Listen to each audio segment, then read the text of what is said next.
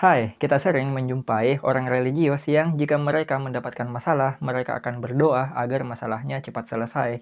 Dan jika mereka sakit, mereka menganggap bahwa sakit tersebut merupakan ujian dan penggugur dosa. Jika mereka terkena bencana alam, mereka menganggap bahwa Tuhan sedang mengujinya.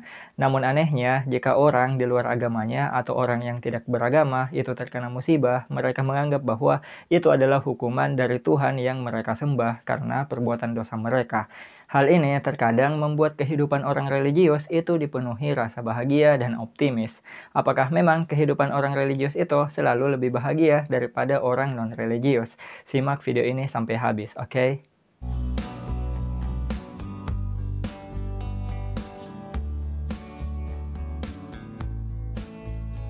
Memang ada beberapa penelitian yang menunjukkan bahwa manusia itu mempunyai keuntungan atau manfaat dengan mempercayai keberadaan Tuhan dan juga agama.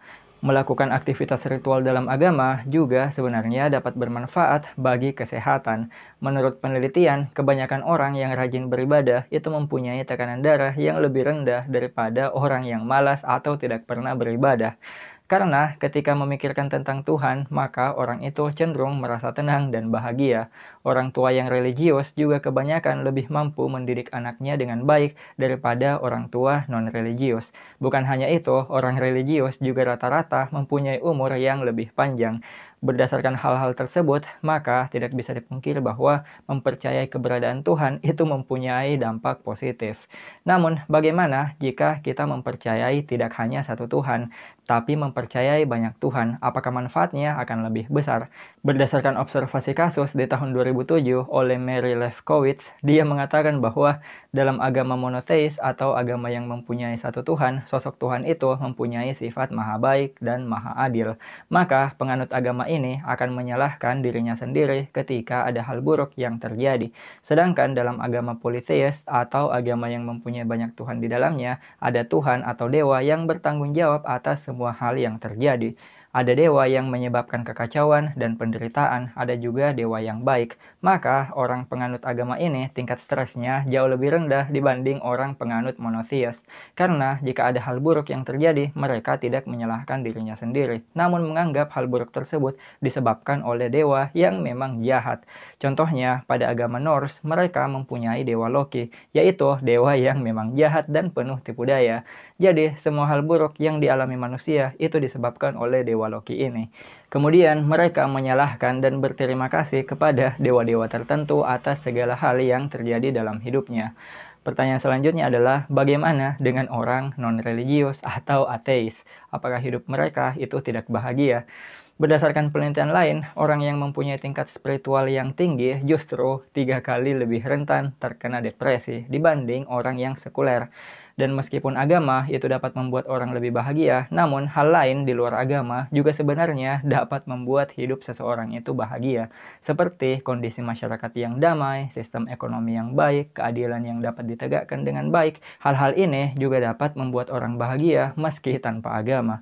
Dan faktanya, banyak negara-negara sekuler atau non-religius itu kehidupan masyarakatnya jauh lebih maju dan damai dibanding negara religius yang kebanyakan masih berkembang dan dipenuhi konflik berkepanjangan. Ketika kita mempelajari agama, maka tidak akan terlepas dari struktur sosial masyarakat atau kelompok masyarakat yang mempunyai kepercayaan yang sama dan mempunyai banyak hal yang dapat dibagi.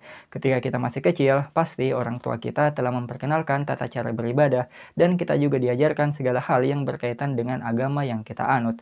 Hal ini secara tidak langsung membuat kita merasa menjadi bagian dari masyarakat dan ketika kita beribadah bersama-sama, hal ini akan membuat ikatan yang kuat antar masyarakat. Dan seandainya kita tidak lagi religius, maka ikatan ini akan hilang. Kita akan merasa terasing dan takut bahwa kita bukan lagi bagian dari kelompok masyarakat tersebut. Maka dari itu, banyak orang non-religius yang masih menjalankan ritual agamanya hanya agar mereka itu dapat diterima dalam masyarakat. Tidak bisa dipungkiri, ada sangat banyak manfaat yang didapat dan bisa diperoleh jika kita membaur dan diterima dalam suatu kelompok masyarakat. Dan ada sangat banyak orang yang bangga terhadap agama yang dianutnya dan merasa bahagia dengan menjalankan ritual di dalamnya. Namun, ada sangat banyak juga orang non-religius yang dapat bahagia dan bangga terhadap hidupnya, meski tidak menganut agama dan tidak percaya terhadap Tuhan. Yang perlu digarisbawahi adalah kebahagiaan itu sebenarnya bersifat personal dan bukan sebagai parameter akan kebenaran suatu hal. Meski orang religius itu hidupnya lebih bahagia, hal ini sebenarnya tidak membuktikan bahwa agama yang dianutnya itu benar. Dan yang jelas, agama bukanlah satu-satunya sumber kebahagiaan. Dan yang paling penting, meskipun kita itu non-religius, bukan berarti hidup kita itu dipenuhi oleh hal buruk dan dosa. Maka dari itu, kita harus saling menghargai pilihan hidup masing-masing dan tidak memaksakan standar kebahagiaan kita kepada orang lain. Cukup sekian dulu yang bisa saya sampaikan pada kesempatan kali ini. Jika kalian mempunyai pertanyaan dan saran, jangan lupa untuk tinggalkan di kolom komentar.